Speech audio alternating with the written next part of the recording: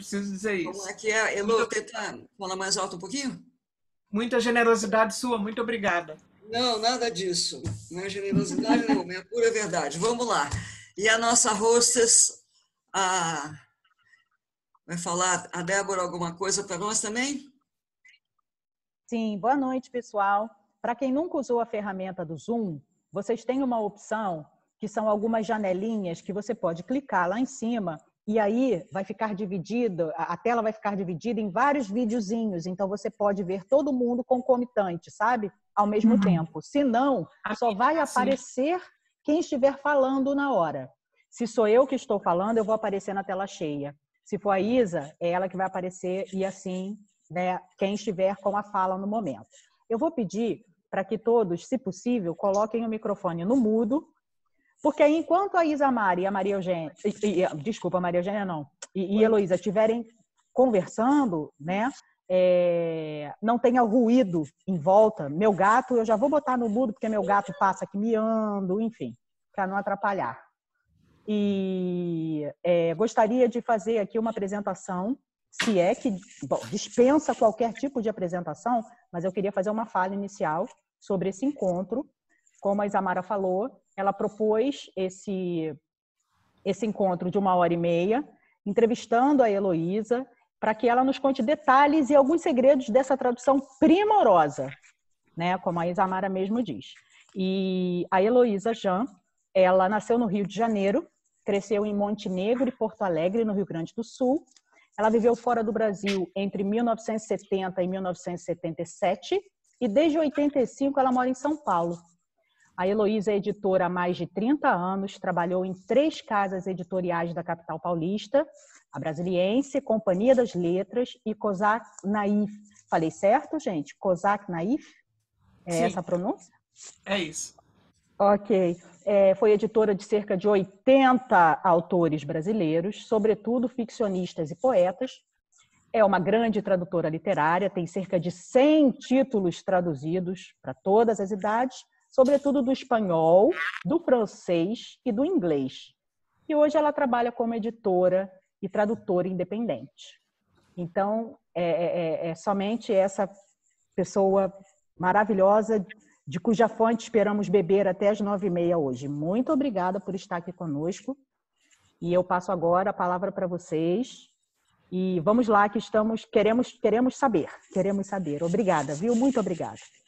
Obrigada, eu queria começar agradecendo muito o convite da Dilma e da Débora, que são da Escola da Estrada, que é uma escola audiovisual de tradução, que é muito interessante, que eu acho, quer dizer, muito legal, que é uma escola que aproveita os recursos mais novos, né, de comunicação e que certamente podem produzir uma escola muito eficiente.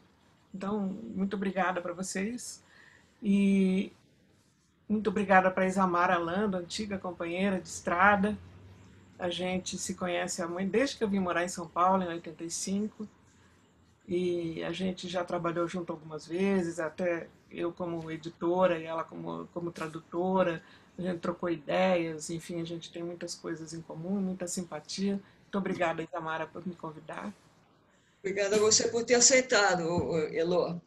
A Isamara é uma tradutora bamba, né, que tem, sei lá o que, 100 livros, né, Isa, traduzidos. A quantidade não quer dizer nada. Eu não chego aos pés da Heloísa Jean, eu jamais seria capaz de fazer uma tradução como essa. Não, estou falando sério. Também é autora, a Isa é autora de livros infantis, o Gato Xadrez, que o jovem Gil que está ali tem, e de um dicionário muito útil para os tradutores, que é Vocabulando, um dicionário prático, muito útil. E, enfim, nos conhecemos desde a Brasiliense, onde eu trabalhei em 85. Bom, o convite foi para conversar sobre a minha tradução de A Christmas Carol, né, que eu traduzi como Canção de Natal, do Charles Dickens. A Marta, que está ali, também é editora de Charles Dickens, gosta muito, e é bamba. em Dickens. Marta, você me ajuda aqui se eu pisar na bola. Bom, Eu mas não, imagina, eu não me atrevo, Heloísa. tá bom. Mas Mas, assim, trabalhamos juntas durante, já que eu estou aqui falando, a gente trabalhou juntas durante muitos anos na Companhia das Letras, depois na COSAC. A Heloísa é tudo de bom. Fora a competência profissional, é uma pessoa incrível. Enfim, e a Isamara também, trabalhei com a Isamara muito. Então, tá aqui, para mim, eu estou até emocionada, juro. é, A história da gente, né? A história profissional história da do... gente. Pois é. E, bom, em todo caso, eu queria lembrar que eu traduzi Canção de Natal em 95, portanto faz muitos anos, né? Eu reli agora para a nossa conversa e tudo, mas não tá vivo aqui, né? O processo, quer dizer, o processo eu vou relembrar, mas eu queria só deixar dito isso, que já faz bastante tempo que eu traduzi. Então, De qualquer muitas vezes maneira, eu queria lembrar também que eu gostaria de ler alguns trechos logo, para vocês terem um gostinho, né? Porque você permite, Elo, claro, começar? claro, depois Pode ser? então, deixa eu falar uma coisinha rápida antes, que é Diga sobre lá. o título, sobre a Christmas Carol. Foi traduzido de várias maneiras por vários tradutores. A Canção de Natal foi a minha opção, inclusive porque no próprio livro, num certo momento, alguém canta uma canção de Natal e é num momento em que as coisas estão se desenvolvendo, estão chegando à sua conclusão. Eu entendi que ser uma canção de Natal é o que é esse livro, porque o título também pode ser traduzido como conto de Natal, história de Natal, mas eu achei que ele tem uma harmonização, até na forma como ele é dividido em três partes e tal, que tem a ver com uma melodia, que é uma canção, e o Carol no Natal é uma canção, o Carol de Natal é uma canção. Então, isso é só uma introduçãozinha para dizer como pequena coisa, a palavra do título, a gente fica ali pensando como que é que eu vou engatilhar esse livro, né? Bom, vai, Isa. Pessoal, eu gostaria de ler um trecho aqui da tradução da Heloísa, para vocês verem como é bonita e natural e, ao mesmo tempo, vívida e com um vocabulário rico. Eu estou lendo, então, esse livro aqui da Companhia das Letras. Então, quem tem esse livro, eu estou lendo aqui da página 13, que é a apresentação do personagem. Ah, mas aquele Scrooge era um sujeito muito do pão duro. Isso já me encantou, né? Muito do pão duro. Não é nem muito pão duro, muito do pão duro. Aquele velho pecador era um verdadeiro poço de perfídia, sovinice, malandragem, oportunismo e inveja. Duro e aguçado, feito uma pederneira, da qual jamais metal algum tivesse extraído um fogo generoso. Reservado, secreto e solitário, feito uma ostra. Vocês percebem que a gente não sente em nenhum momento que isso é uma tradução. Parece que alguém está escrevendo totalmente o espírito da nossa língua portuguesa, né? A gente não sente nenhuma esquisitice nisso, né?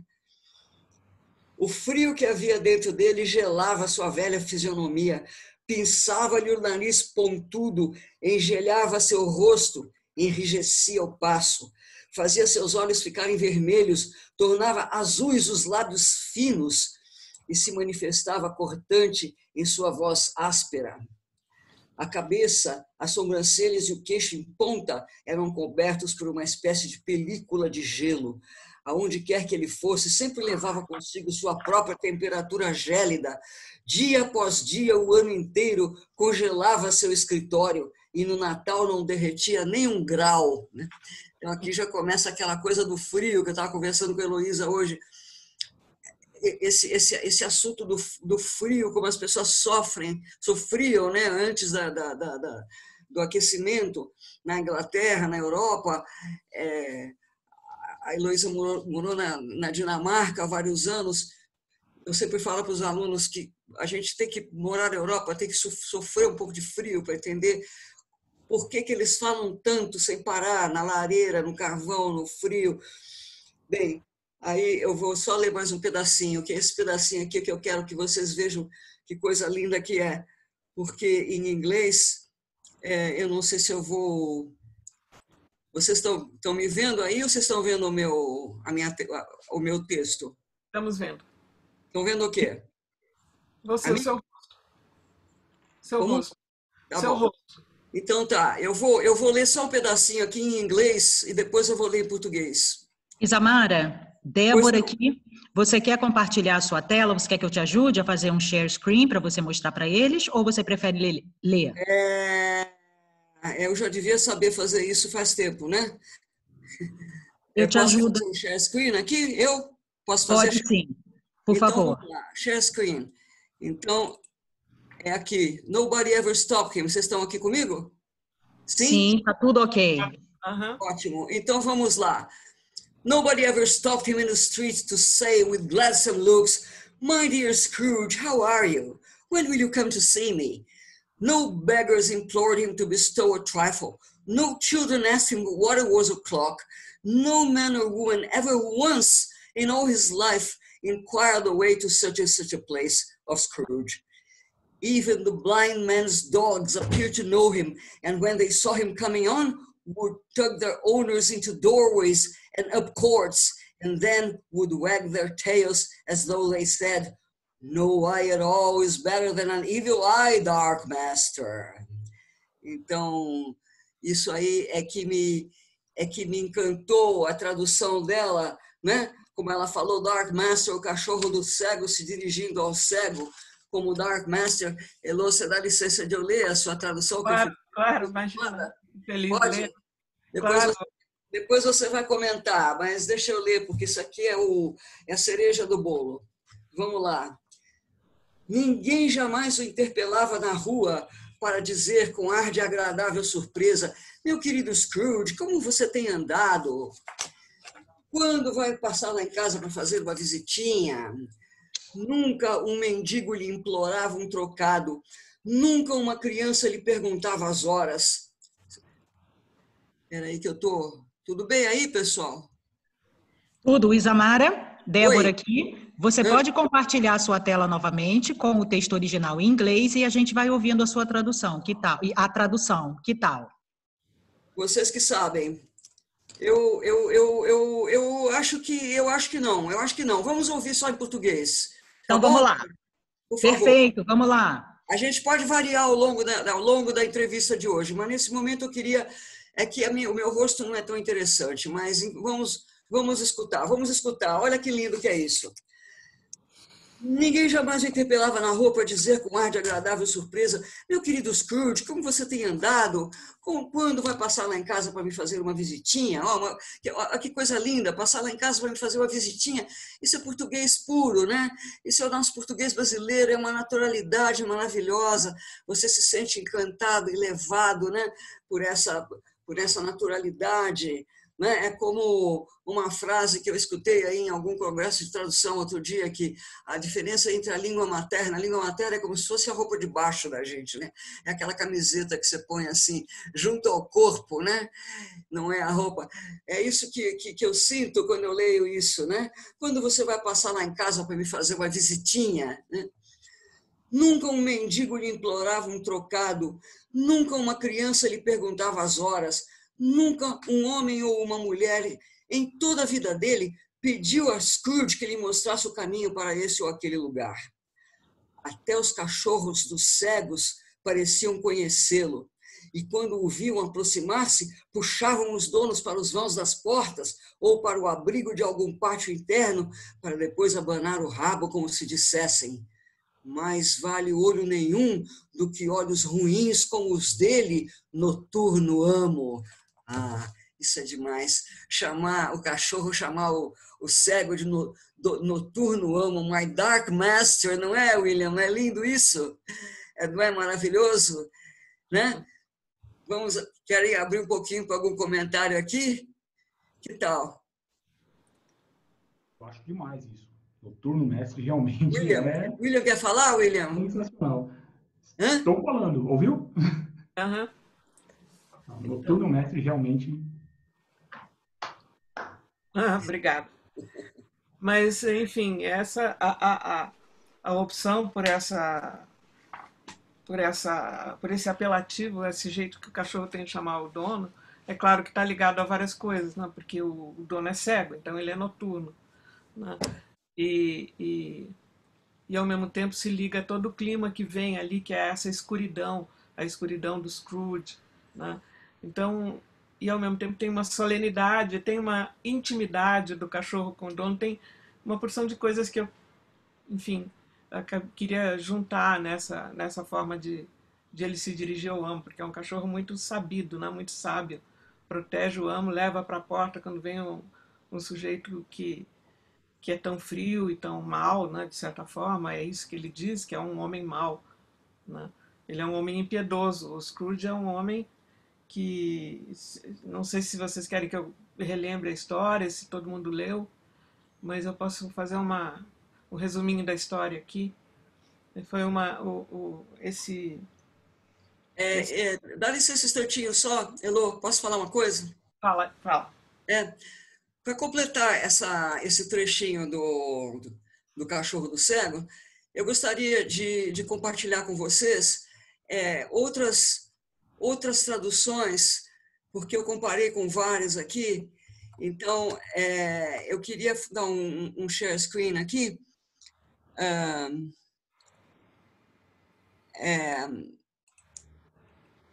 Aqui, olha. Então, a frase dela foi, né?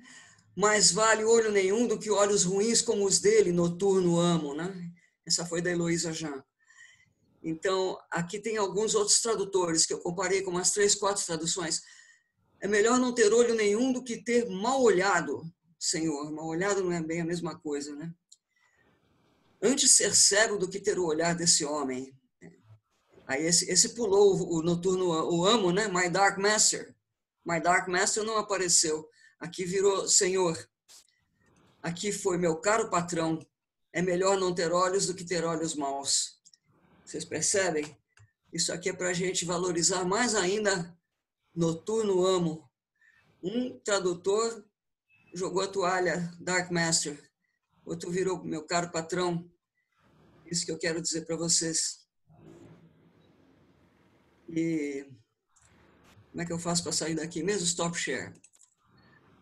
Então, quer falar alguma coisa, Elô? Eu posso, se não sei se vocês acham aí, façam, me digam se querem que eu faça um resuminho da história,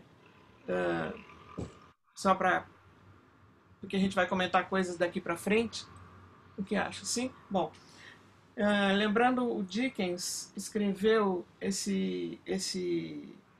essa novela, que é maior do que um conto, em 1840, eu anotei aqui 3, e 1843, ele tinha 31 anos. Ele já era um escritor de sucesso absurdo, assim, absurdo. Ele estava conversando hoje com a Isa também, ele escrevia folhetins semanais, e as famílias, o sucesso era tamanho.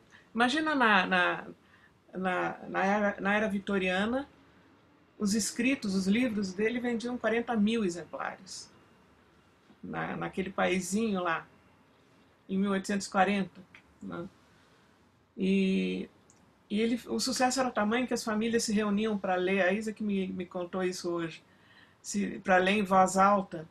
E todos, enfim, riam, curtiam a maneira. Claro, todo mundo comenta que o folhetim é a raiz da novela de hoje, né, da novela televisiva.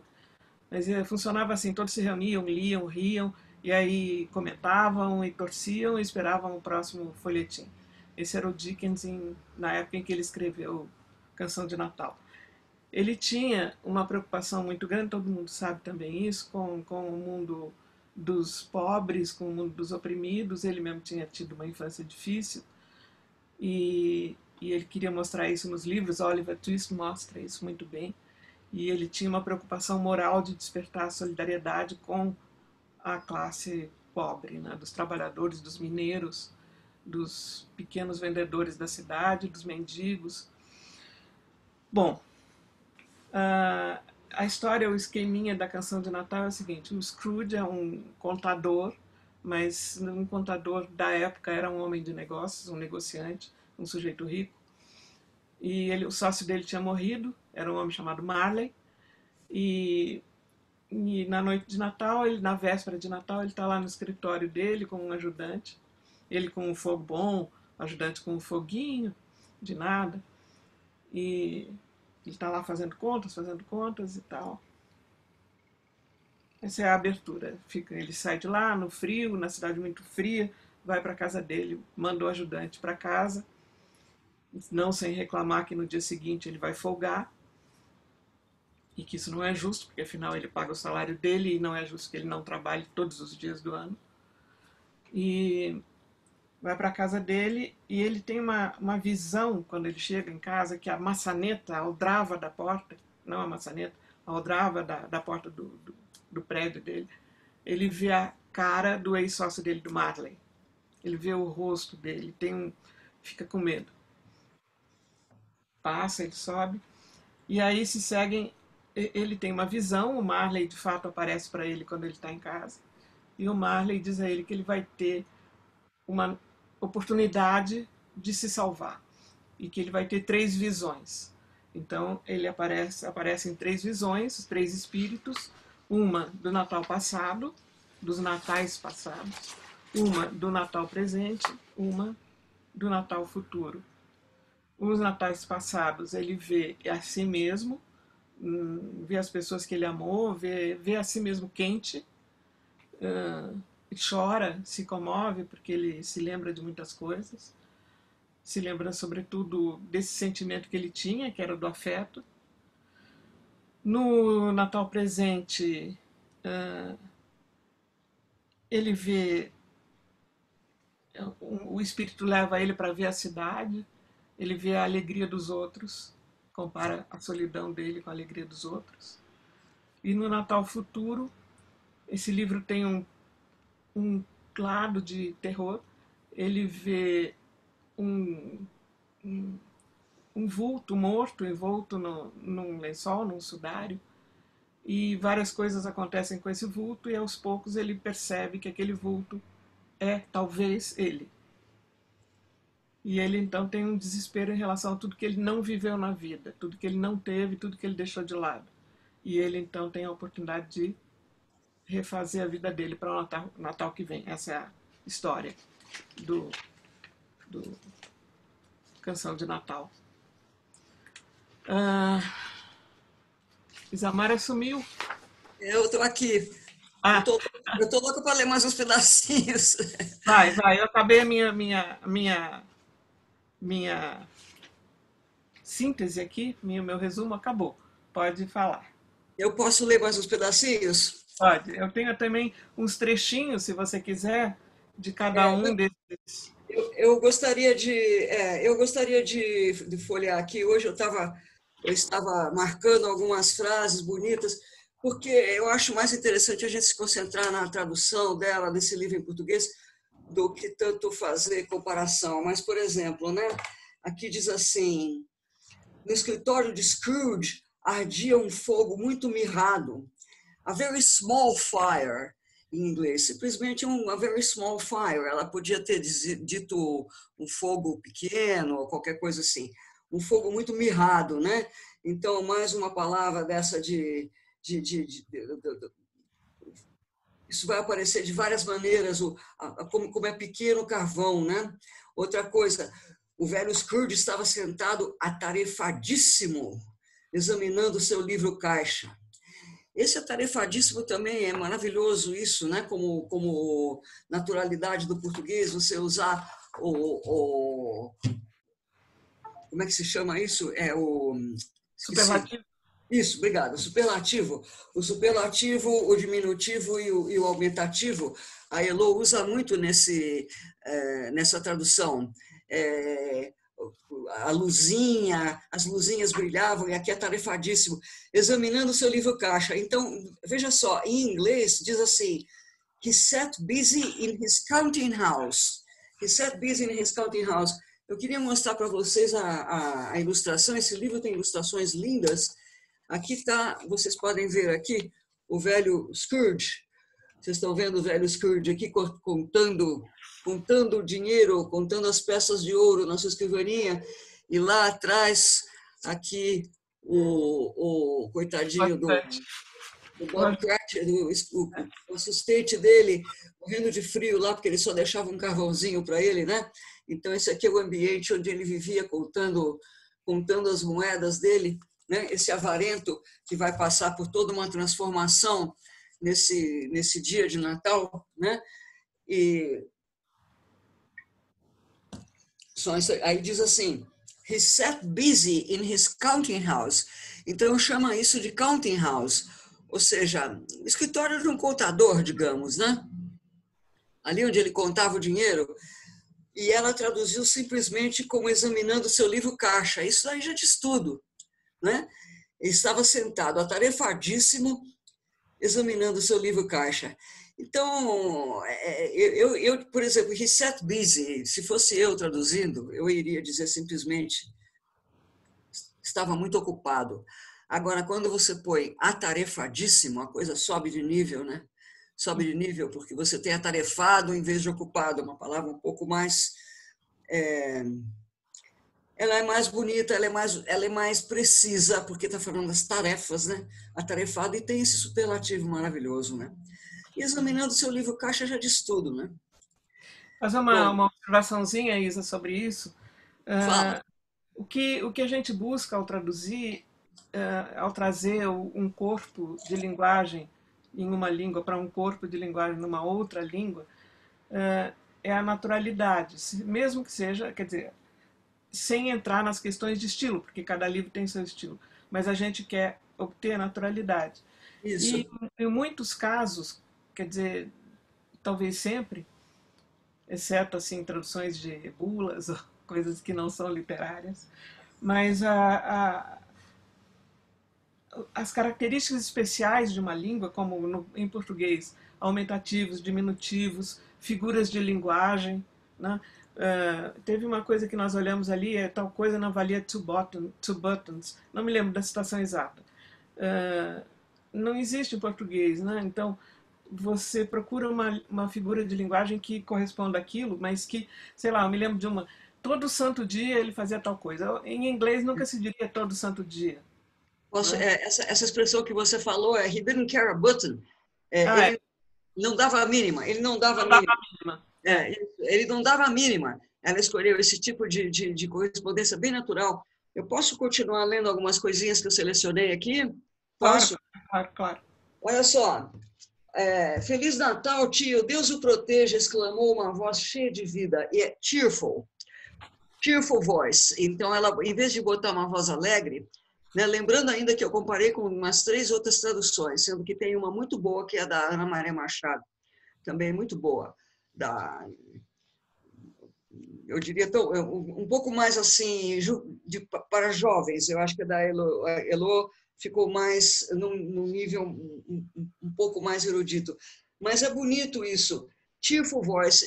Se fosse eu, a tal história, não sairia do alegre, uma voz alegre, mas ela disse uma voz cheia de vida, e é cheerful, né? Uma voz cheia de vida. Eu também queria dizer, olha que bonito que é isso, o ajudante no cubículo remexeu o fogo, aquele ajudante que estava lá atrás, né, com frio, né, com só um foguinho ali pequenininho, o ajudante remexeu o fogo, apagando para sempre ao fazê-lo a derradeira e débil fagulha que ali havia. A derradeira e débil fagulha que ali havia. Isso é tão bonito, isso soa como música para os meus ouvidos. Sabe, isso é um português de altíssimo nível, entende? Isso aí não é brincadeira. Eu que sou tradutora, eu imagino... Eu nem imagino assim o quanto isso está além da minha capacidade de escrever um português tão bonito como esse, né? Apagando para sempre ao fazê-lo a derradeira e débil fagulha que ali havia. The last frail spark. The last frail spark. É mais bonito do que em inglês. A derradeira e débil fagulha. É lindo demais. Agora eu vou ler um outro pedaço aqui. Olha que interessante que é isso. Vieram 2 homens pedir contribuição. Esses 2 homens aqui vieram pedir contribuição para o Natal, né? ela tocar na porta do escritório dele para pedir uma contribuição para os pobres, né? Justo para quem, né? E aí a Elo fez uma brincadeira maravilhosa, né? Diz no inglês que vieram two portly gentlemen. Portly é mais assim no tipo de corpulentos, né? Hã? Algo assim. E ela deixaram entrar duas outras figuras. Eram cavalheiros de fina estampa, ela disse. Eram cavalheiros de fina estampa, agradáveis à vista, que agora se perfilavam segurando os chapéus no escritório. Então, cavalheiros de fina estampa, uma brincadeira, né, que ela faz com o leitor, assim como ele também fez. Hoje eu li o livro todo, tem vários momentos onde ele diz assim, ele fala com o leitor, por exemplo, ele diz assim, fulano, o sobrinho dele tinha uma risada muito alegre. Olha, se você conhecer alguém que tenha uma risada mais alegre do que a desse moço, você me apresenta, porque eu quero conhecer e quero fazer amizade com ele. Sabe, essa conversa gostosa assim com o leitor, né? Então, quando a Elo escreveu Cavalheiros de Fina Estampa, ela fez uma brincadeira linda com o leitor, né, Elo? Fala aí um pouco, comenta. Eu procuro, ao traduzir, né, assim, a gente pensa, o que você quer? Você quer criar uma comunicação constante ao criar aquele livro, aquela linguagem do livro, criar um canal que está se comunicando constantemente com o leitor, né? Então, eu acho isso, que tem que usar, usar de muitos tons na tradução. Então, esse tem uma malandragem, uma espécie de uma brejeirice, né, ao designar assim aqueles homens importantes que chegaram, né? Fina Estampa, Cavaleiros de Fina Estampa. Então, pois Fina Estampa tem uma brejeirice, uma brincadeira, uma vontade de fazer um vínculo com o leitor, né? Na verdade, é isso. Considerando também que você falou que você fez essa tradução em 95, eu acho que esse disco do Caetano, Fina Estampa, devia ser meio novo, né? Na época mais recente, talvez. Eu associei com isso, né? Cavaleiro de Fina Estampa. Eu não sei se eu pensei no Caetano, né? Não? Eu não sei se eu pensei nele. Não sei, não me lembro, na verdade. Mas eu acho uma expressão engraçada, divertida, um jeito brejeiro de designar aqueles homens que chegaram, né? Eu associo também com Dom Quixote, Cavaleiro da Triste Figura, que de certa forma se comunica com os Cavaleiros de Fina Estampa, como evocação sintética de um personagem, né? de um indivíduo. É engraçado que para mim esse disco ficou tão marcante, né? O Fina Estampa, e ele canta tão bonito isso, Caetano, que... Bem, eu quero passar por outro pedaço aqui, se alguém está acompanhando com o livro, é a página 35, que é engraçada porque aparece o fantasma do Marley para ele, né? Sacudindo as correntes, né? Vou mostrar aqui para vocês, esses desenhos são maravilhosos. O fantasma sacudindo as correntes, né? Como bom fantasma, ele anda, e essas correntes estão carregando pesos, que são os livros caixa e os cadeados com que ele trancava os cofres de dinheiro. Isso tudo, depois que ele morreu, passou a pesar, e ele tem que andar arrastando esse peso dessas coisas, né? Então, primeiro ele duvida que ele está vendo essa imagem, ele duvida dos próprios olhos que estão vendo aquela visão do fantasma do Marley, né? Do seu antigo sócio. E aí ele começa a discutir com ele, dizendo assim, por que você duvida dos seus sentidos? Porque qualquer coisinha os afeta. Uma ligeira perturbação do estômago já interfere. Quem sabe você não passa de um pedaço de carne mal digerido, né? Ele está achando que ele não está vendo aquele fantasma, que ele está, na verdade, tendo um problema digestivo, né? Digestivo. Por que você não acredita no que você está vendo? Ele disse, eu não sei se você não é um problema digestivo. Não é isso. Um pedaço de carne mal digerido, um borrifo de mostarda, uma migalha de queijo, um fragmento de batata mal cozida. Agora, olha só. seja lá o que você for, acho que tem mais de feijão do que de caixão. Olha que lindo isso. Porque em inglês É uma we have rima. more of gravy than of grave. More of gravy than of grave, né? Gravy, aquele molho espesso da carne, né? Gravy. E grave, o túmulo, né? Então, you have more of gravy than of grave. E ela botou, você tem mais de feijão do que de caixão, né? Ficou lindo, né? Essas coisas que fazem a gente sorrir. Porque no caso foi assim, procurar uma rima, né? Procurar um correlativo para essa rima original. Uma graça qualquer, tem que procurar uma graça qualquer. Bom, e agora eu queria ler um pedaço aqui. Vamos ligeirinho antes que eu conte até 3, né? Isso é bonito. Before a man can say Jack Robinson. Vamos ligeirinho antes que eu conte até 3. Todas essas adaptações feitas com tanta inteligência, né? E tem um pedaço lindo aqui da abundância, a cornucópia, né? A cornucópia tem várias descrições. Isso quando vem o fantasma dos natais presentes, do Natal de hoje, né? Eles começam a percorrer as feiras, os mercados que estão cheios de coisas gostosas para comer, e tem umas descrições maravilhosas aqui, né? Empilhados no assoalho, formando uma espécie de trono, viam-se perus, gansos, caça, aves, grandes quartos de carne, leitõezinhos, longas fieiras de salsichas, tortas salgadas, pudins de ameixa, barris de ostras, castanhas bem quentes, maçãs vermelhinhas. Ah, que lindo esse Tutu. Para, Tutu. Ela está inquieta. Maçãs vermelhinhas, laranjas suculentas. Ela podia simplesmente ter dito maçãs vermelhas, né? Maçãs vermelhinhas, laranjas suculentas, peras esplêndidas, bolos imensos e tigelas fumegantes de ponche, que com seu vapor delicioso diminuíam a visibilidade no interior do aposento, né? Então, esse aqui é o espírito da abundância, né? É o espírito da abundância do Natal. E aí vem para os mercados, vou ler mais um pedaço aqui. Nem todas as lojas de comerciantes de aves tinham fechado, e os fruteiros eram pura glória em meio às suas frutas. Gente, isso é muito bonito. Isso é muito bonito. Os fruteiros eram pura glória em meio às suas frutas.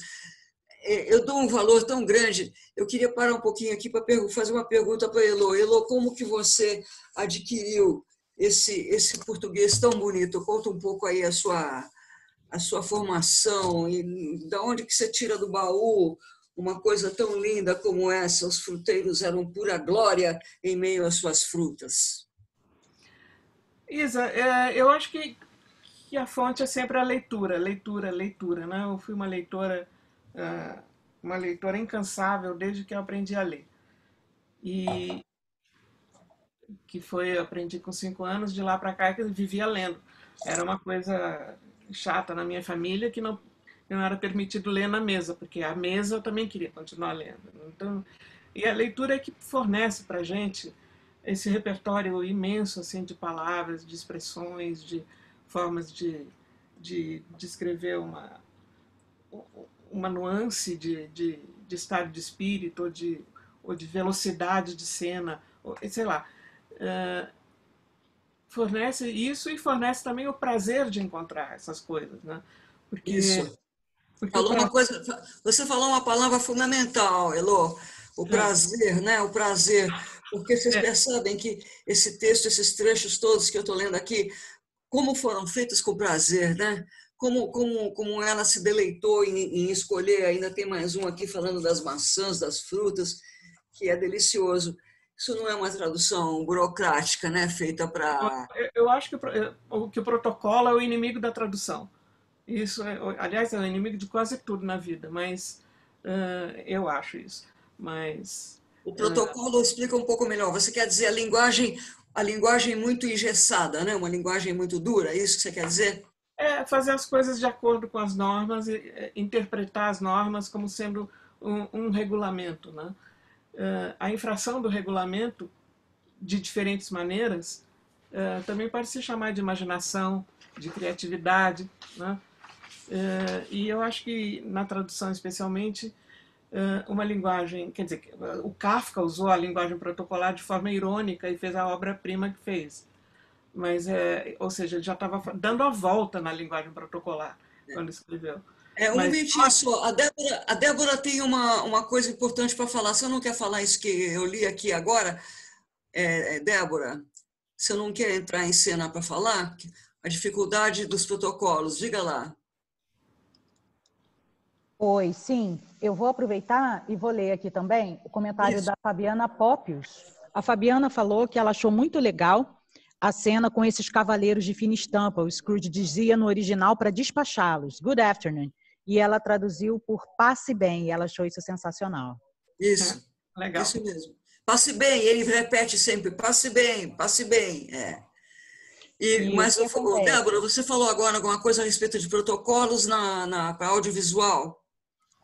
Isso, porque quando nós trabalhamos com tradução audiovisual, e aí a gente tem diversas categorias dentro do audiovisual, as que são mais em voga, que estão mais em voga. A gente tem a legendagem, a dublagem, mas a gente também tem outras, a gente tem a localização de jogos, a gente tem closed caption, a gente tem a janela de libras, tudo isso está dentro, né, abarcado do audiovisual. Mas a minha área específica, que é a legenda, nós ficamos muito engessados. Nós temos muitas restrições. As principais são duas: tempo e espaço.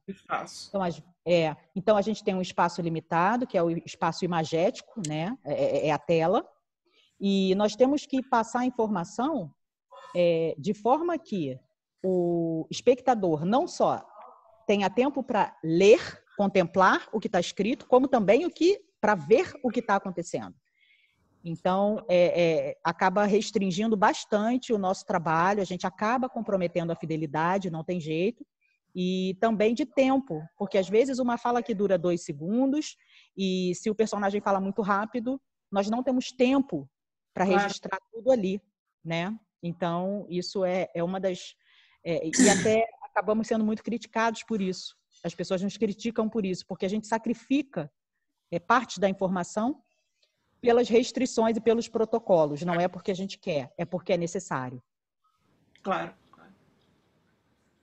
Mas, enfim, sobre essa questão da linguagem, do protocolo, do não protocolo na linguagem, eu volto, quer dizer, eu vejo muitas vezes a tradução como o que eu falei antes, um quebra-cabeças, uma capacidade de encaixar elementos da língua, porque a linguagem, um livro é um corpo lógico, né? Ele usa uma linguagem como um corpo lógico. Você pegar um corpo, eu estou pensando em corpo mesmo, corpo lógico, e transformar num outro corpo lógico. Para fazer isso, trazer de uma língua para outra, cada uma com a sua lógica, com as suas imagens, com as suas características específicas, você tem que usar pecinhas pequenas, né? Como num quebra-cabeças, encaixar, e ir encaixando. E esse trânsito, para mim, como tradutora, fornece um prazer imenso. Imenso. Não sei você, Isa, mas... e agora é interessante, eu acho, que para fazer esse trânsito, é importante pensar, eu acho, você tem que usar de muita liberdade, para não ser protocolar, usar de muita liberdade. Agora, a dificuldade de usar a liberdade é que você tem que ser exata, você tem que ser rigorosa. O tradutor tem que ser rigoroso, ele não pode ficar sendo livre à toa, assim, sou livre, escreva esse livro de novo. Porque o que o tradutor quer é trazer aquele livro para cá, aquele, não o seu, né? Então, você toma todas as liberdades, mas o que você quer fazer o mesmo livro? Esse é o ponto central do quebra-cabeça, né? Enfim, não sei. Eu posso falar uma coisa? Fala, com muito prazer. Olha só, você falou em traduzir com liberdade, eu queria mostrar aquele pedaço que ela falou do evolua. Esse aqui é no pedaço do... Ainda é do Fantasma de Marley, é na página 36. ele pergunta por que você está aqui, né? O fantasma está sacudindo aquela corrente horrorosa, cheia de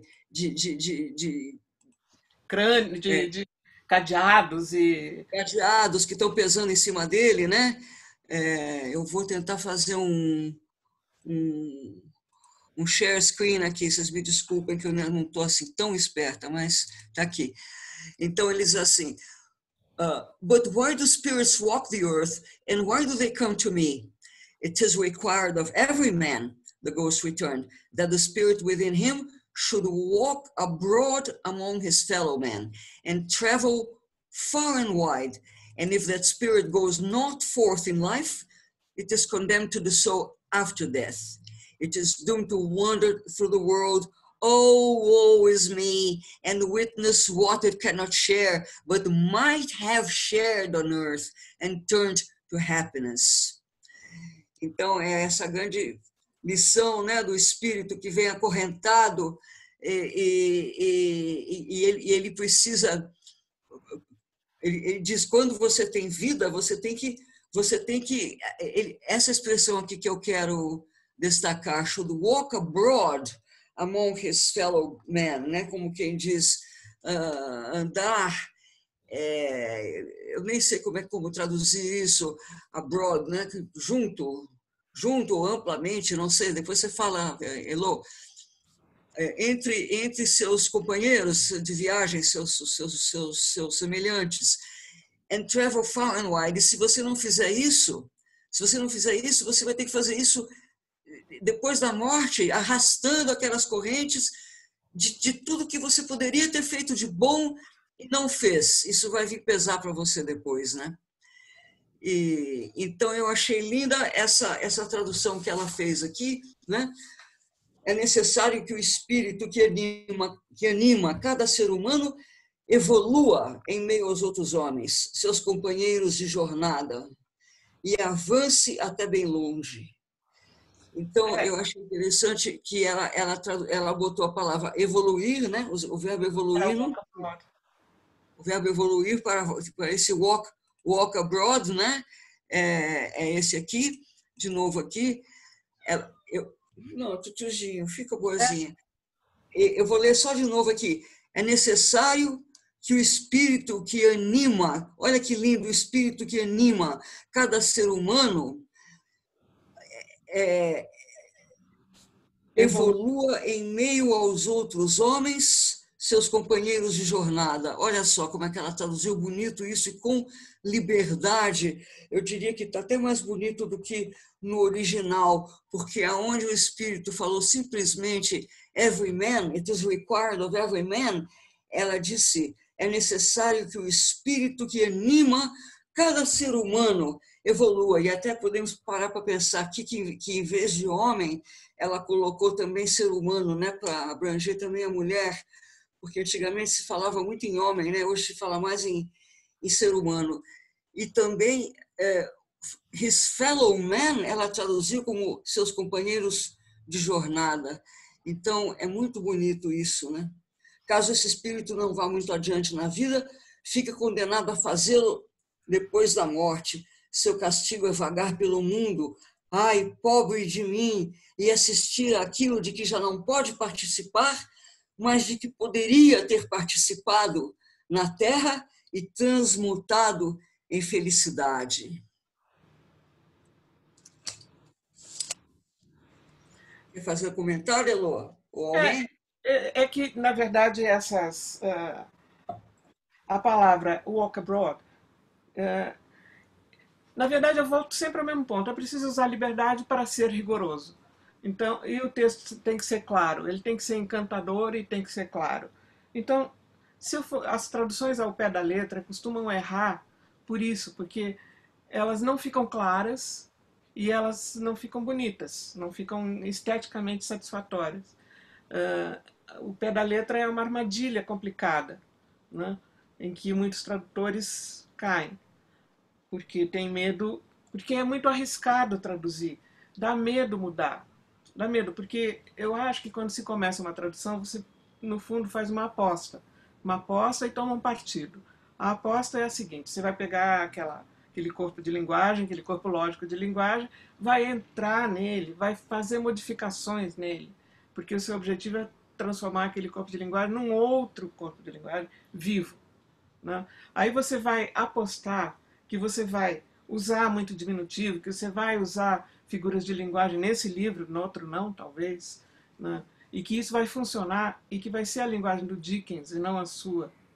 Isso é arriscado, porque você pode errar muito. Quando você chegou no fim do livro, talvez você se dê conta de que você errou o tom.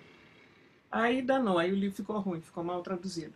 Por outro lado, uma coisa que eu acho interessante para o tradutor é que a gente entra num livro sempre muito hesitante, sempre muito inseguro, porque você está entrando naquele livro, naquela linguagem, naquela história, naquele autor, naquele país, naquele tempo. E você está entrando num país desconhecido. Aos poucos, se eu fosse falar assim concretamente, vai na página 30, você começa a se sentir mais ou menos em casa. Eu tinha uma teoria que eu achava que os tradutores deviam chegar ao fim de uma tradução e traduzir de novo as primeiras 30 páginas, porque aí, às vezes, elas são meio desengatadas do resto, né? Então, Walk Abroad, falando da questão de rigor, Walk Abroad, se a gente pensar, abroad é outro país, Walk Abroad na vida, o que é Walk Abroad na vida, né? É ir em frente. Mas se eu digo só ir em frente, perco o sentido que é fundamental aqui no livro, que é de ir em frente no sentido moral, no sentido humano, né? É avançar, se tornar melhor. Então eu acabei usando essa palavra, evoluir, porque ela é sinteticamente essas coisas todas, né? Evoluir é tanto o movimento de um lugar para outro, como Walk Abroad, como ser melhor do que estava antes, né? O que mais, Isa, que você queria que eu comentasse aqui? Posso ler mais um pedaço? Sim, senhora. Vamos lá. Eu queria ler esses pedaços da cornucópia de frutas, vou mostrar para vocês aqui a ilustração, né? Aquela abundância do Natal, né? Isso aqui, eu estou tentando, sabe, eu estou tentando lembrar quem poderia ter escrito assim em português, não sei se Machado de Assis ou, sei lá, estou chutando qualquer bobagem aí, mas é em português. Vocês desculpem que eu preciso beber água aqui. Bem, eu estava lá, os fruteiros eram pura glória em meio às suas frutas. Viam-se grandes balaios cheios de castanhas, redondos, bojudos, cuja forma evocava os coletes dos velhos festeiros que cochilavam diante das portas de suas casas. Velhos fruteiros. Hã? Desculpa, isso é página 79. 80. Não, eu estou na 79 ainda, né? Antes. Ah, A tá última, bom. né? Ah, tá bom. Estou lendo errado. Olha que imagem engraçada, porque os balaios cheios de castanhas pareciam os velhos, né, com aqueles velhos barrigudos, né, que cochilavam diante das portas de suas casas ou andavam pelas ruas aos tropeções numa opulência apoplética, É lindo, né, como você... eu acho que é uma dádiva, né, esse vocabulário todo que ela colocou aqui. Viam-se cebolas espanholas, trigueiras e de cintura grossa, cintilando na pujança de seu volume, feito monges espanhóis. Essa frase é a coisa mais linda, né? Quem é que seria capaz de escrever uma frase dessa em português? Viam-se cebolas espanholas, trigueiras e de cintura grossa, cintilando na pujança do seu volume, feito Agora, monges espanhóis. só dicas para olhar para cebolas e pensar em monges espanhóis, né? Cebolas como monge. Mas é todo ritmo, é todo ritmo. É isso que eu quero chamar a atenção de vocês também. O ritmo, né? Um balanço, é um molejo que é gostoso em português. É um molejo que é gostoso. Eu me sinto embalada, eu me sinto como alguém está contando a história para mim, que nem a gente estava conversando hoje, né? Que existem gravuras dessa época mostrando a família inteira reunida na sala, ouvindo alguém ler o episódio, né, da novela, né, do Dickens, que ele ia lançando folhetim, né, ia lançando aos poucos, não me lembro se semanalmente. Então alguém, o dono da casa ou a dona da casa, lia, né, e todo mundo em volta. E é uma coisa tão íntima, né, tão íntima, e escrita num ritmo da língua portuguesa, né. Eu vou ler mais esse pedaço aqui, depois a gente... Viam-se cebolas, de novo, né? Olha que bonito, gente. Viam-se cebolas espanholas, trigueiras e de cintura grossa, cintilando na pujança do seu volume, feito monges espanhóis. De suas prateleiras, elas davam piscadelas espertas e maliciosas às garotas que passavam, lançando olhares de suma gravidade para as guirlandas de visco, né? As cebolas chamando as garotas, né? E agora, escutem isso aqui que bonito. Via-se um festival de peras e maçãs empilhadas em altas pirâmides. Viam-se cachos de uvas que os fruteiros, em sua benevolência, penduraram em ganchos estrategicamente distribuídos com o objetivo de deixar a boca dos passantes cheias de água, sem que estes precisassem pagar por isso. Viam-se montes de avelãs marrons em seus ninhos de barba de pau, cuja fragrância evocava antigos passeios no bosque e agradáveis caminhadas de pés afundando até o tornozelo em folhas secas. Que coisa deliciosa! Essa caminhada no outono me deixa louca isso daqui. Viam-se maçãs assadas à moda de Norfolk, rotundas e caramelizadas, que ressaltavam o amarelo das laranjas e dos limões, e no caráter intensamente compacto de suas suculentas pessoas, exigiam e insistiam que as levassem para casa em sacos de papel e as comessem depois do jantar. Isso diziam as maçãs, isso tudo diziam as maçãs. Gente, eu acho esse parágrafo uma obra-prima. Eu não sei quem que seria capaz de traduzir esse livro desse jeito. Não me ocorre nenhum tradutor. Hein, Marta, você não quer opinar um pouquinho? Cadê a Marta? Martinha tá ali. Tá ali. Cadê ela? Tá ali. Não? Saiu. Marta saiu um Ela pouquinho. acabou de sair, ela mandou um recado dizendo que tinha que sair. Teve pena. Queria falar com ela um pouquinho. A Maria Eugênia Lauritos quer falar alguma coisa? Quer falar alguma coisa, Maria Eugênia?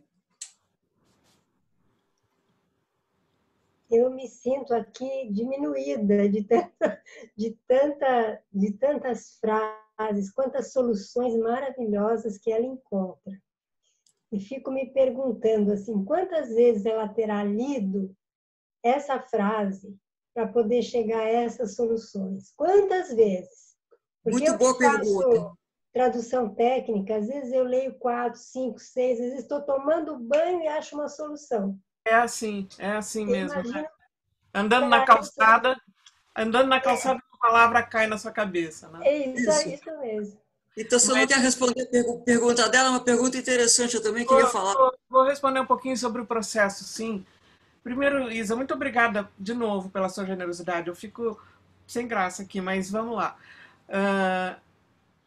Eu observei uma coisa muito interessante. Eu não sei, eu sou mais velha do que todo mundo aqui, então não sei quem passou pelo mesmo processo. Eu traduzia em máquina de escrever, hoje eu traduzo em computador. O processo mudou muito. Mudou muito. O processo de traduzir, a conversa cerebral com a máquina pela qual passam as palavras é diferente em computador e em máquina de escrever. Então, o que eu fazia? Qual era o meu jeito de traduzir com máquina de escrever? Esse aqui foi na máquina de escrever. Eu traduzia, eu procurava, eu não lia o livro antes, eu procurava trabalhar no primeiro momento com a intuição das palavras, com a parte musical, porque são achados que vêm sem a gente pensar. Eu queria isso primeiro. Então, para isso, não sei como você faz, Maria Eugênia, depois me conta. Eu traduzia no máximo de velocidade possível, que os meus dedos conseguiam produzir na máquina de escrever, e sem reler, né? Às vezes eu relia, para não reler e para não parar para ir buscar no computador, eu costumava assinalar as partes que eu tinha dúvida, a palavra que eu não conhecia, eu chutava. Mas tudo isso para favorecer a velocidade. Isso marcava que eu não tinha muita certeza, ou que eu não tinha ficado satisfeita com o resultado, também marcava, e fazia essa tradução rapidíssima até o fim. Depois, concluída a tradução, eu ia fazer a revisão e prestar atenção em todos os detalhes, aí sim pesquisar, olhar, pensar, de modo que a revisão era muito mais lenta do que a tradução. Aí sim eu fazia uma espécie de edição da minha tradução e uma conversa minha mais intelectual vai com a minha tradução, né? E com o computador isso mudou, porque agora aqui sim, aqui eu leio o mesmo parágrafo 10 vezes até ficar satisfeita com ele. Traduzo um parágrafo e volto a ele, volto a ele, volto a ele, e depois no fim do livro eu vou reler tudo e fazer um pente final. Muda o jeito de pensar o texto, não é só a parte mecânica, né? Como é com você, Maria Eugênia? Eu faço exatamente dessa forma. Eu vou traduzindo, vou traduzindo, vou traduzindo, vou traduzindo exatamente a sua descrição, até hoje.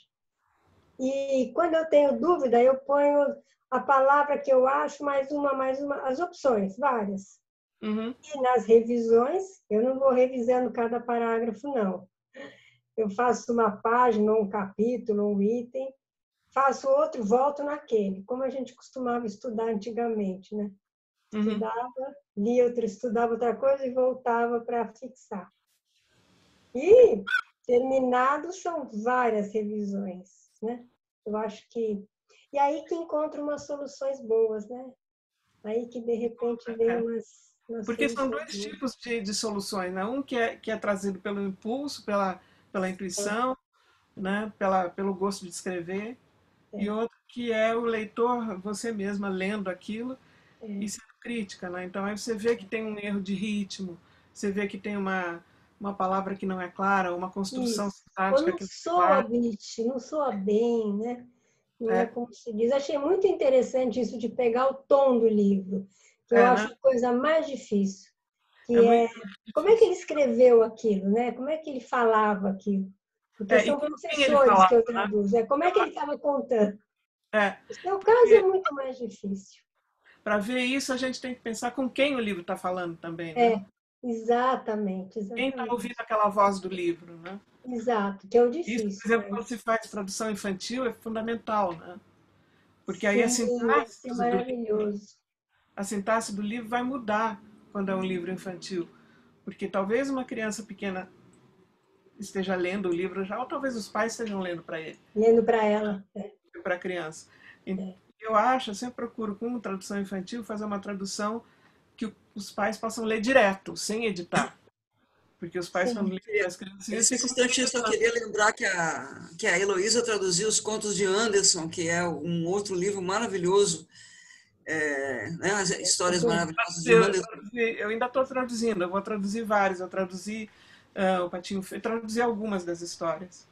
E agora... Não, tem um livro muito bonito, traduzido do dinamarquês, né, Elo? Traduzido diretamente do dinamarquês. Eu posso ler mais um pouquinho? A gente está chegando meio que no fim aqui, eu ainda tenho uns 2 trechinhos para ler, que eu queria ler, pode ser? Vamos lá. Eu queria ler, voltando ao início, eu queria ler um trecho de diálogo, porque eu acho que é uma das coisas mais difíceis. Eu mesma parei de traduzir ficção, já faz muito tempo que eu não traduzo ficção, porque eu acho muito difícil traduzir diálogo. Como é que a Débora falou, restrições, os protocolos, são muito pesados para mim em português. E eu não consigo um tom natural. Mas aqui eu gostei tanto desses diálogos, que logo no início, né, quando ele está lá contando dinheiro no escritório, aí veio o sobrinho e ele fala aquela famosa frase, né? Hamburg, Christmas, bah, Hamburg. Já vi até camiseta escrito Christmas, bah, Hamburg. E eu acho que ela fez uma tradução tão natural desses diálogos que eu queria ler um pedacinho aqui, né? Essa famosa entrada do sobrinho, né? Aqui no escritório dele. Feliz Natal, tio! Deus o proteja! Exclamou uma voz cheia de vida, que é o Tifo. Era a voz do sobrinho de Scrooge, que surgiu diante dele com rapidez tamanha que aquele foi o primeiro disse. Ora, disse Scrooge. Besteira! Ela traduziu assim, o Hamburg, né? Oh, besteira! Me deu até vontade de falar em carioca aqui. Besteira! Para ficar mais enfático. Eu acho a tradução de diálogo, eu acho bem gostoso, porque o diálogo está na imaginação, né? Eu acho fácil fazer diálogo, eu tenho bastante afinidade com isso. Porque... você acha fácil e eu acho difícil. Então, eu admiro muito. Enfim. Deixa eu ler só mais um pedacinho aqui. Besteira, o Natal é uma besteira, tio? Disse o sobrinho. O senhor não pode estar falando sério. Pois estou sim. Ora, Feliz Natal, que direito você tem de estar feliz? Que razões você me apresenta para estar feliz? Você é um pobretão. Ora, tio, respondeu o sobrinho alegremente, que direito o senhor tem de ser soturno, de ser melancólico? Aqui era dismal e morose, esses dois adjetivos, dismal e morose. Que direito o senhor tem de ser soturno, de ser melancólico? O senhor é um ricaço. Sem encontrar melhor resposta, Scrooge achou satisfatório repetir. Ora, Hamburg, besteira. Não se zangue, tio. Como não vou me zangar, retrucou o tio, se vivo num mundo de imbecis como este. Feliz Natal? Chega dessa história de Feliz Natal. O que é o Natal para você, senão uma oportunidade de pagar suas contas sem dinheiro, uma oportunidade de ficar um ano mais velho e nem uma hora mais rico, uma oportunidade de pôr suas contas em dia, com o único resultado de se ver diante da dura realidade representada por um total de contas referente a mais 12 meses. Tio, implorou o sobrinho. Sobrinho, retrucou o tio com severidade, passe o Natal do jeito que achar melhor e me deixe passar o meu em paz. Passar o Natal? Mas o senhor não passa Natal nenhum. Pois então deixe que eu esqueça o Natal.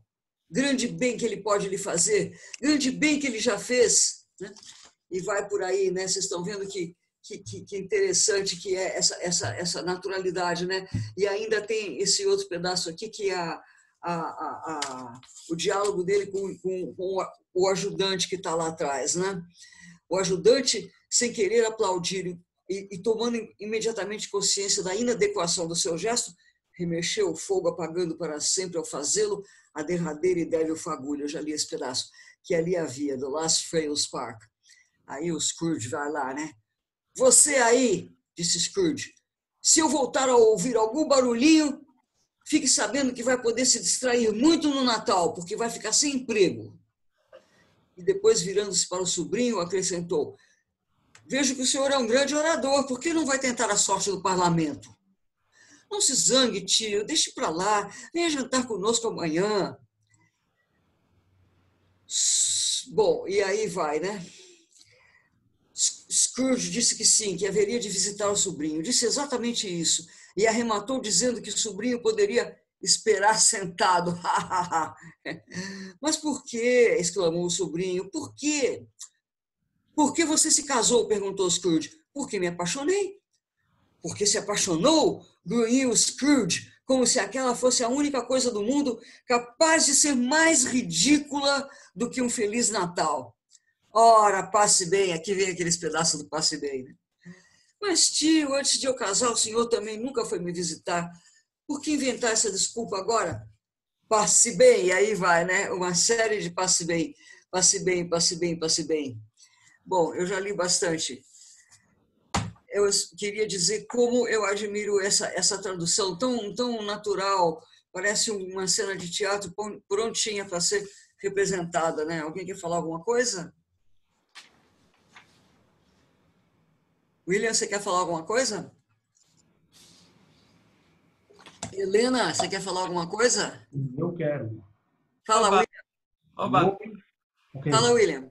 Olha, eu estava até comentando aqui no particular com a Débora e também com a Luciane Camargo, né, a coletânea de anotações que eu fiz aqui, Heloísa. Olha, o protocolo é um problema, claro, adorei isso. A conversa cerebral com a máquina pela qual passa a tradução, sensacional. Uma conversa, né, a revisão da tradução ser uma conversa. Mas tem uma que, para mim, se você falasse, ó, agora que vocês ouviram isso, vocês podem todo mundo sair, pagar de novo e entrar, eu faria isso na hora, porque vale a pena. Que foi, é preciso usar liberdade para ser rigoroso. Isso é um curso de tradução literária, em uma frase. Né? Você deu uma frase que é um curso de tradução literária. Eu não sou tradutor literário, tradutor técnico, mas é preciso usar liberdade para ser rigoroso, é um curso de tradução literária. Exatamente em uma frase, não tem mais que isso. Podia parar ali a transmissão e falar, olha, sai todo mundo agora, que vocês já ouviram isso, volta, para de novo, volta, tá valendo. É só Legal. isso. Muito obrigado mesmo. Obrigada. Pois é, eu falo muito com os meus alunos sobre a questão da fidelidade, né? Porque a Elo disse que, em primeiro lugar, vem a naturalidade. E eu costumo colocar em primeiro a fidelidade, em segundo a naturalidade, porque eu acho que como a gente não tem a cancha da Heloísa Jã, não tem a bossa, não tem essa segurança dela de interpretar, de traduzir de outra forma, é melhor ficar mais perto. Eu, pessoalmente, ficaria mais perto, né? Como alguns exemplos que eu dei para vocês aqui já hoje, aquele do livro Caixa, né? Atarefadíssimo examinando o seu livro Caixa. Foi como ela traduziu, he sat busy in his counting house. Né? Voltando um pouco, he sat busy in his counting house. Ela se deu a liberdade de dizer sentado atarefadíssimo examinando seu livro Caixa. Quem lê isso está absolutamente claro que ele está num lugar tipo um escritório de contador, né? Só que é mais bonito, é mais impactante, mas tem que ter segurança, tem que ter uma mão firme, né, com a dela, tem que ter uma mão firme. Então eu já fico mais pregada ali, não é? Eu fico mais pregada ali, eu ficaria mais presa nesse lugar. Até nós discutimos, já eu dei isso para alunos numa oficina que eu dei, como traduzir esse lugar no escritório. Tem a hora que chama até de tank, né? De tanque, mas ela nem se preocupou com isso e disse que ele estava apenas examinando seu livro Caixa. Mas só uma observação. Eu não vejo naturalidade como oposta à fidelidade, ao contrário. Né? Porque as duas coisas dizem respeito a processos diferentes. Naturalidade, para que, do ponto de vista da existência viva do livro, e rigor, que diz respeito quer dizer, fidelidade, que diz respeito ao fato de que a naturalidade pretende trazer a mesma obra para ali, não outra, né? Mas é a tal história, como aquele outro exemplo que eu dei aqui da página 35, você tem mais de feijão do que de caixão. Foi como ela traduziu, you're more gravy than grave, more of gravy than of grave. Né? Então ela fez um jogo de palavras aqui, não ia traduzir ao pé da letra. Né? Por exemplo, você tem mais de molho do que de sepultura. Isso não, more of gravy than grave. Isso aí não teria a menor graça. Uma observaçãozinha lateral, mas que me preocupou na ocasião, quer dizer, eu me permiti usar feijão, porque é um prato nacional também o feijão. É engraçado isso. Me passou batido, né? Mas é verdade. Aí ela botou um feijão bem brasileiro ali, mas ficou tão bom. Na verdade, eu tenho um amigo que dizia que a pior coisa que existe no mundo é o baked beans da Inglaterra. Baked beans, É uma lata assim com feijão cozido no molho de tomate. Enfim, eu me lembrei desses baked beans quando eu botei o feijão ali. Que tal essa daqui, pessoal? Que tal falar ultimíssimo? ultimíssimo. Isso daqui é quando ele se vê em criança, né? Porque é muito lindo, esse livro tem uma mensagem muito linda, né? Que ele começa descrevendo a personalidade desse avarento, quando vinham cantar canções de Natal na porta dele, ele saía com uma régua na mão para dar reguada na cabeça dos que estavam cantando na porta. Mas quando o espírito do passado leva ele para viajar pelo céu e ele se vê criança, abandonado lá naquela escola onde todo mundo foi para a casa do Natal, menos ele que ficou lá, aí você começa a entender por que ele era um homem tão amargurado, né? Eu vou mostrar um pouquinho aqui a imagem do garoto que ficou sozinho, né? Enquanto todos os outros foram para casa. Então, vai mostrando como você vai tendo simpatia por esse homem, você vai entendendo por que ele era tão amargurado. E, no fim, ele tem essa transformação. A Scroogean Epiphany, por incrível que pareça, eu já vi isso escrito na resenha de um filme até com aquele ator bonitinho, como ele chama, o Tom Cruise, que também é uma adaptação meio moderna disso, que no começo ele é um cara ruim, egoísta, pão duro, mas ele tem uma Scroogean Epiphany, uma epifania, ou seja, um insight, né, uma revelação do tipo Scrooge, né?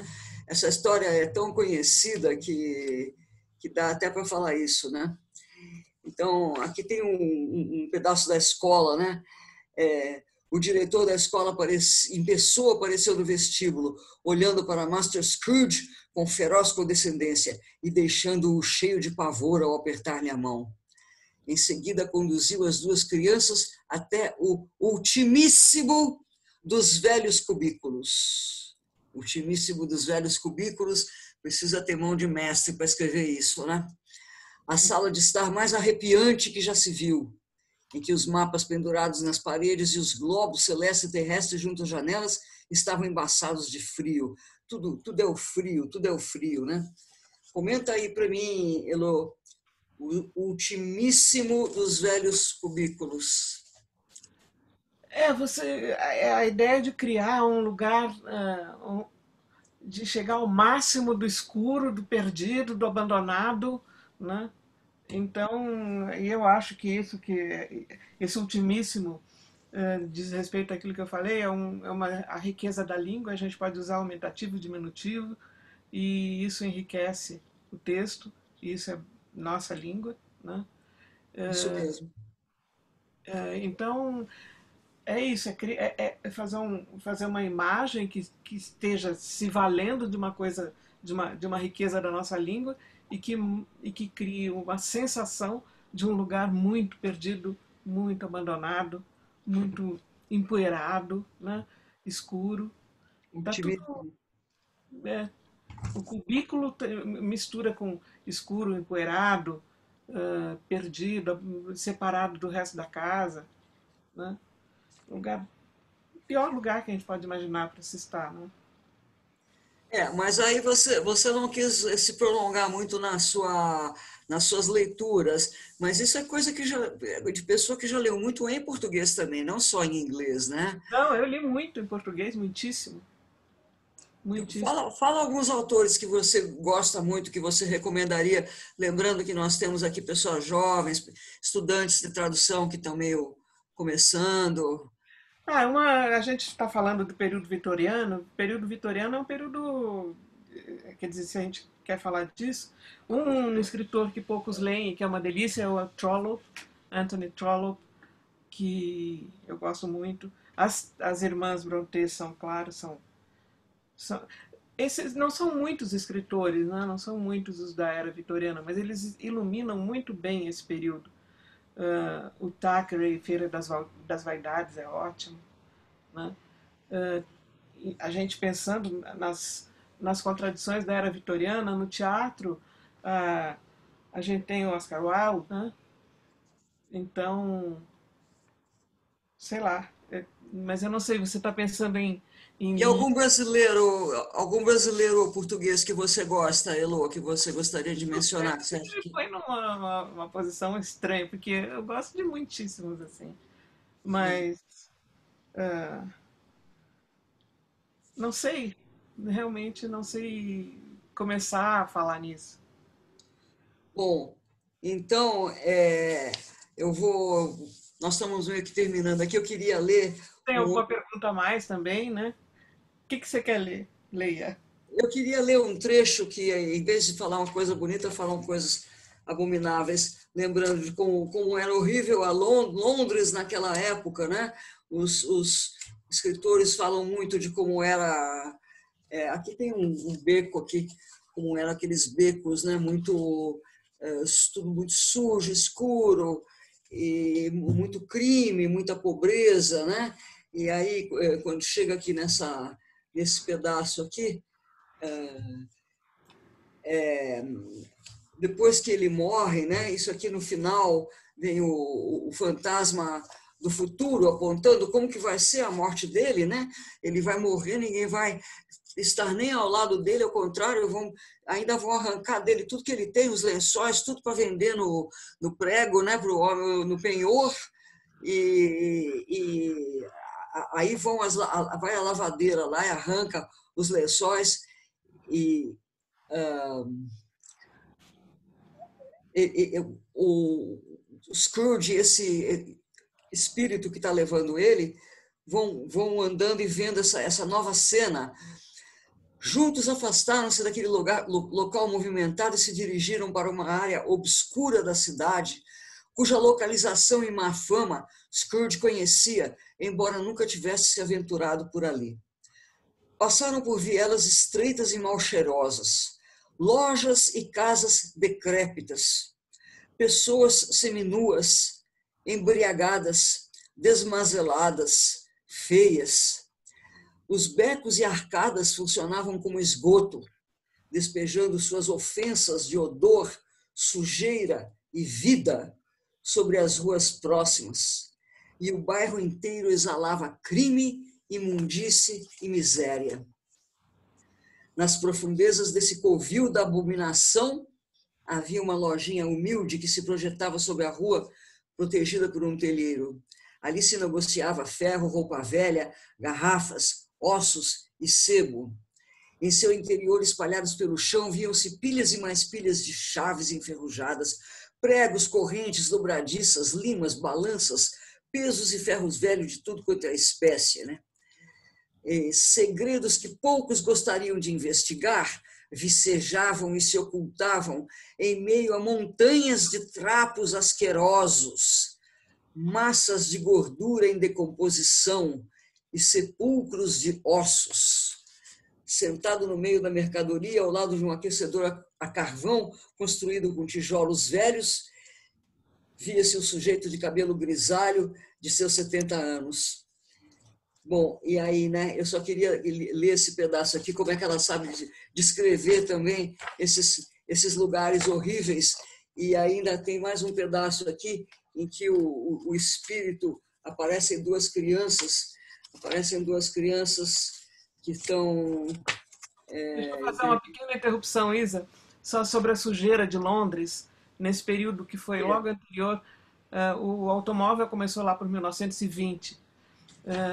A chegada do automóvel foi uma mudança, de certa forma, sanitária, não só de locomoção, mas sanitária também em Londres, porque a circulação muito frequente das carruagens com seus cavalos cobria o chão das ruas de cocô de cavalo, né? A cidade de Londres as ruas tinham que ser limpas 2 vezes por dia. Passava a limpeza pública puxando com pás aquele cocô todo e a rua ficava de novo transitável. Então, o cheiro, as moscas, os bichos, os ratos, sei lá, tudo isso era a cara de Londres até, sobretudo no início do século XX, né? As doenças, né? As doenças. Então, eu vou ler mais um pedacinho desse mesmo estilo. Aqui está o espírito com essas duas crianças maltrapilhas que aparecem aqui embaixo, que depois ele fala que são a ignorância e a miséria, né? E a necessidade, a pobreza. Então ele diz assim, aqui aquele vocabulário também serve para descrever lugares assim, né? Oh, homem, veja só, olhe isto, exclamou o fantasma. Eram um menino e uma menina, amarelos, esquálidos, esfarrapados, ferozes, famintos. É lindo isso, né? Puxa, como eu gosto desse português que ela usa. Parece um chocolate na boca, apesar de ser tão ruim, né? O conteúdo. Era um menino e uma menina, amarelos, esquálidos, esfarrapados, ferozes, famintos, né? Deve ser wild aqui, né? Mas, ao mesmo tempo, prostrados em sua humildade, onde uma graciosa juventude deveria ter arredondado suas feições, tingindo-as das tonalidades do mais puro frescor, havia algo de estragado, encarquilhado, como o toque da velhice, que as deixava repuxadas, transidas e descamadas. Onde os anjos deveriam estar entronizados, os demônios espreitavam e distribuíam olhares perversos e ameaçadores. Nenhuma mutação, nenhuma degradação, nenhuma perversão da humanidade, em qualquer grau, em todos os mistérios magníficos da criação, produziu monstros que chegassem aos pés daqueles em matéria de horror e pânico. Scrooge deu um passo para trás, consternado. Depois que o espírito lhe mostrou as crianças dessa maneira, ele tentou dizer que eram duas belas crianças, mas se engasgou com as palavras e não conseguiu dizer uma mentira de tão flagrante magnitude. Espírito, são seus filhos? Não, são os filhos do homem, disse o espírito, baixando os olhos para as crianças, e se prendem a mim na ausência dos pais. Este menino é a ignorância, o nome da menina é necessidade. Bom, nós estamos chegando aqui no final. Débora, você está gostando, Débora? Esse final, ele veio, né, como um punch. Como é? Fala de novo. É verdade. Esse final o quê? Esse final, ele é muito forte, né? Ele veio como um soco no nosso estômago. E agradecemos por isso. Bom, já que vocês estão gostando, eu interrompi no meio a fala do espírito, só mais umas 3 linhas aqui. Este menino é a ignorância, o nome da menina é necessidade. Guarde-se dos dois e de todos os de sua espécie, mas principalmente guarde-se deste menino, a ignorância, né? Pois na testa dele vejo que está inscrita a sentença da perdição, a menos que a sentença seja apagada. Renegue-a, exclamou o espírito, apontando-a para a cidade com a mão. Abomine aqueles que vierem apregoá-la. Aí o Scrooge pergunta sobre essas crianças, né? Elas não têm abrigo nem recursos?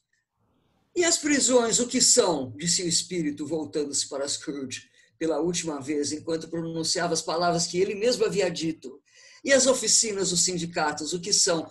Voltando aos cavalheiros de fina estampa, né? Que quando vieram lá para pedir contribuição para o Natal, tentaram convencer ele a dar dinheiro para os pobres, e dizendo que nessa época do ano é tão necessário ainda mais a gente ser caridoso com os que não têm nada, os que não têm um abrigo, não têm para onde ir. E aí o Scrooge responde para eles dois, né? E as prisões? Para que servem? E as oficinas, os sindicatos? E ainda eram os treadmills, né? Que eram aquele castigo, né? Que eles tinham que pisar, que foi dado por Oscar Wilde. E aí, quando chega nessa altura do livro que o Scrooge já amoleceu o coração dele, né? Depois de tudo que ele viu e que ele sentiu, vendo-se a si próprio como criança, depois como mocinho, e tudo que aconteceu, e uma série de cenas que ele vê lá, o coração dele já amoleceu. Aí ele pergunta, mas essas crianças não tem ninguém que olhe por elas? Aí o espírito bate na cara dele as mesmíssimas palavras que ele disse no início. Ué, para que servem as prisões? Né? Então, pessoal, é isso. Eu vou passar a palavra para a Débora. Eu espero que vocês tenham gostado e aproveitado dessa tradução maravilhosa. E agradeço mais uma vez o interesse e a presença de vocês. Passo a palavra para a Elo e para a Débora, e para alguém que quiser aqui nesses últimos minutos. Eu vou, então, pegando aqui a palavra. A Helena quer fazer uma pergunta, né? Não é pergunta, eu quero fazer um comentário. Diga, Helena. É que eu acho assim, né, a minha grande luta com a Isa, né, de professora maravilhosa que eu tive, me ajudou muito com a naturalidade.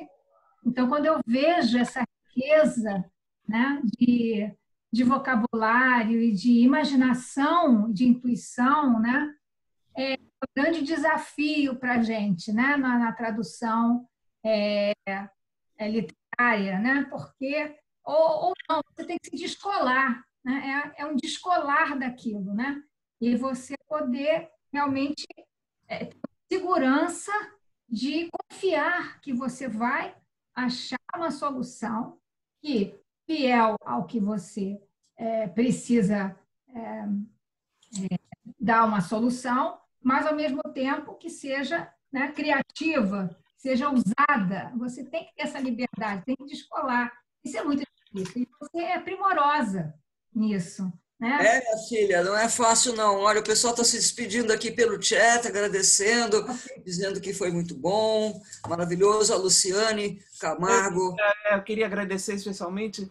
É um prazer, uma honra, e fico comovida com vocês ouvindo aqui, vocês ouvindo a Isa ler esses trechos da minha tradução.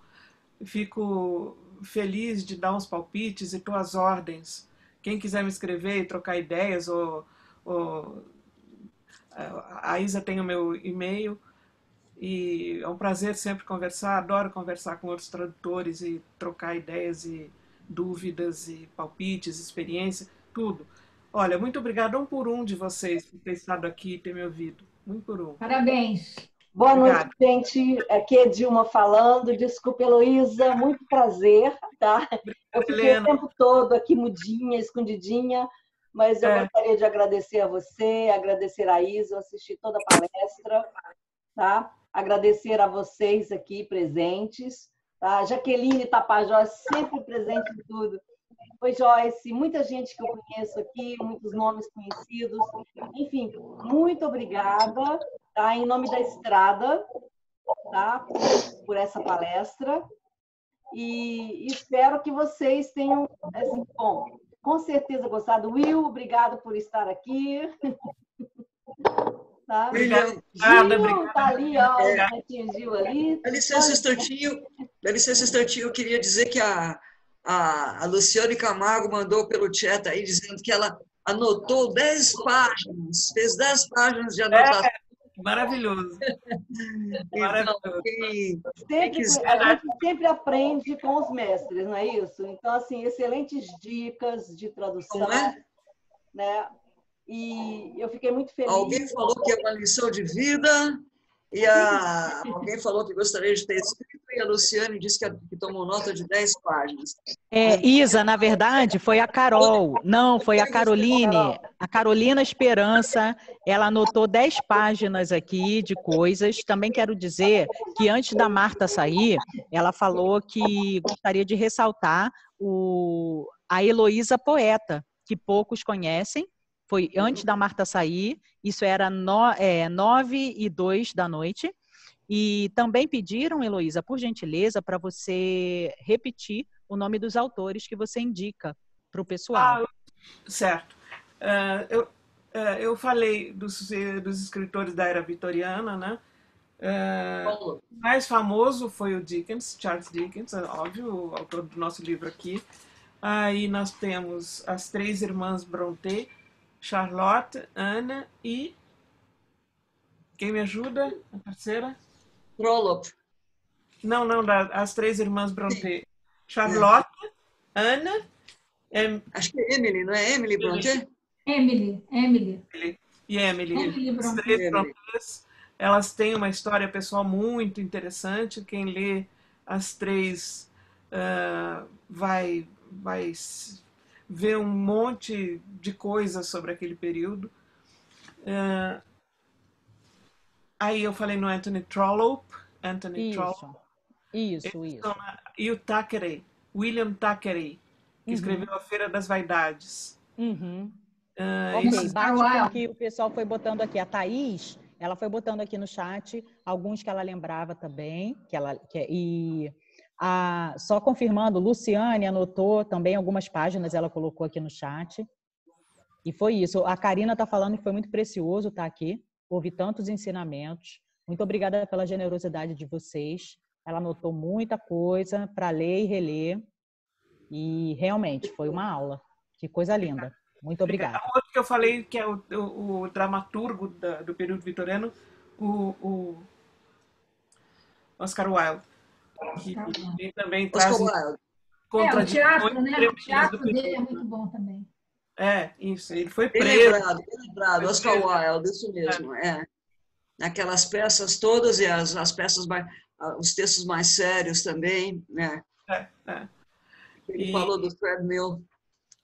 Isso. O que mais? A poesia era pouco importante. Poesia foi um período com pouca poesia. Foi Tennyson, Alfred Lord Tennyson, basicamente o mais importante deles. Tinha um outro que eu não estou me lembrando. Mas é interessante ler os outros livros do Charles Dickens mesmo, né? Do próprio Charles Dickens. Nossa, mas... David Copperfield e Oliver Twist, eu me lembro que eu li quando eu era criança, eu fiquei muito impressionada com aquelas cenas horríveis. Tinha eu confundo um pouco esses dois, que os meninos eram mendigos de rua, tinha um cara que explorava os mendigos, né? As crianças, e tinha um caldeirão de sopa que ele mantinha trancado com uma baita de uma corrente com um cadeado, e as crianças ficavam em volta só sentindo o cheiro da sopa que saía e não podiam tomar. Eu nunca me esqueço disso, fiquei muito impressionada. David Copperfield. É fascinante. Tale of Two Cities é muito bom. É o próprio David Copperfield, né? Também. Muito bom. Isso. Muito preciosa essa interação, traduzir diálogos. Carolina Esperança está falando que você quer ler para nós, Débora? A Luciane falou que a Luciane Camargo, oi Luciane, tudo bem? Ela falou que a dinâmica da Isa trazendo exemplos do livro e, consequentemente, transformando isso em tema de discussão foi perfeito. E a Carolina falou que está fazendo um curso de tradução literária, está sendo incrível descobrir esse universo. E a Romy, oi Romy, a Romy falou que David Copperfield foi o primeiro livro que ela leu em inglês. E claro que ela adorou, ela tinha 14 anos na época. Para vocês verem, só para fazer mais um comentário sobre David Copperfield, é esse dos mendigos, né? Do cara que explora os mendigos. Eu confundo um pouco esses dois livros. É esse. Então, outro dia eu li uma coluna no jornal, alguém dizendo o seguinte, que daqui a pouco esse país vai estar pedindo lá para o Banco Mundial balls, né? Tem até um baú aqui para mostrar, um baú aqui. With balls aloft and cries of please sir, I want some more. Isso não precisa nem explicar o que é, porque toda pessoa de língua inglesa sabe o que é, né? Chegou lá o garoto que pediu mais, né? Com a tigelinha assim, né? Please sir, I want some more. Né? Então isso é tão conhecido que ele usou para dizer que alguém lá alguém de algum país ia dizer para o Banco Mundial, né? Daqui a pouco ia chegar lá no Banco Mundial with balls aloft, né? Levantados assim, and cries of please sir, I want some more. E o Tio Patinhas, aqui está lembrando que o Tio Patinhas também faz o Scrooge num filme da Disney. Pessoal, a Elo está dando o e-mail dela, Heloísa.Jean, quem quiser, então, ela se ofereceu magnanimamente para trocar ideias conosco, com os pobres mortais, que não conseguem chegar nem no calcanhar da avó. Eu, pelo menos, não consigo chegar nem no calcanhar da avó dessa dessa tradução. A Lina está dizendo, Jaqueline, isso é você ou é uma foto? Ah, é você? Ah, esse aqui era uma foto. Isso é uma boa ideia, né? Botar uma foto da gente assim, com uma cara bem atenta. Então, pessoal, fala, Débora, você que é a nossa hostess. Só tenho a agradecer. Agradecemos a presença de todos. E, sim, temos muito material para estudo aí. Um beijo para o Gil. Tchau, Gil! Você gostou de ver a vovó, Gil? Uhum. Ah, você ou não você? Você. Ai, com gelo na boca. É. Olha, Lu. Tchau, Oi, Lu. A Luciana, olha a Karine. Tchau, Karina apareceu, que bom. Oi, Isa. Foi muito bom mesmo. Que bom que você gostou. E tomou nota. A Luciana é aquela, eu não posso falar essa palavra que é feia. Nerd, vai, nerd, aluna nerd. Mas a Carolina ganhou de mim, porque eu falei que eu anotei 5 páginas, ela falou que anotou 10. Nossa. Muito bom, maravilhoso. Nossa, estou muito feliz de ter participado. Vocês todos tenham se motivado para comprar esse livro maravilhoso aqui e desfrutar dele do começo ao fim.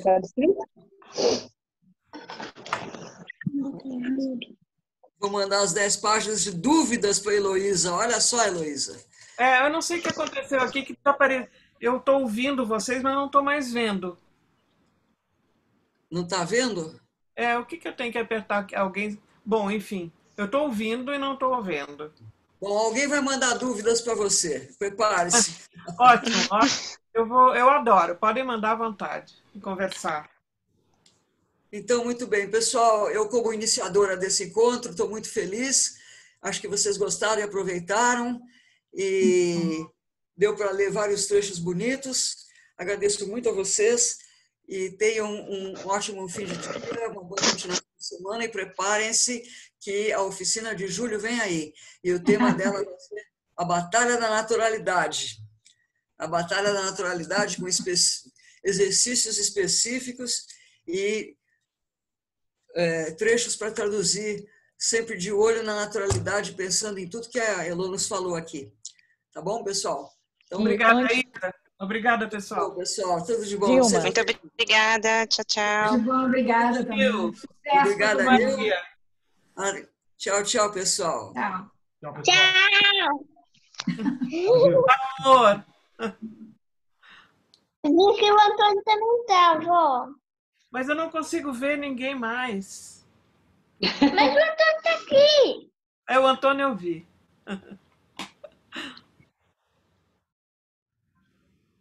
Tchau, gente. Encerrando a nossa bela palestra. Um beijo grande para todos.